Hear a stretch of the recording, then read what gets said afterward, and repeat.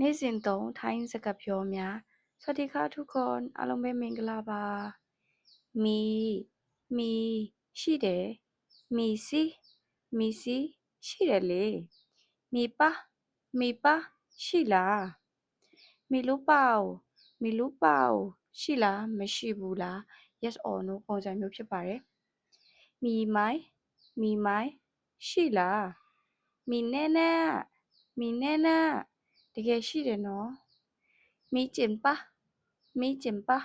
တကယ်ရောရှိလို့လားမီခရုတ်မိုင်းအပြည့်စုံရှိလားမီဘန်းမိုင်းနည်းနည်းပါးပါးရှိလားမီနစ်နင်မိုင်းနည်းနည်းလေးရှိလား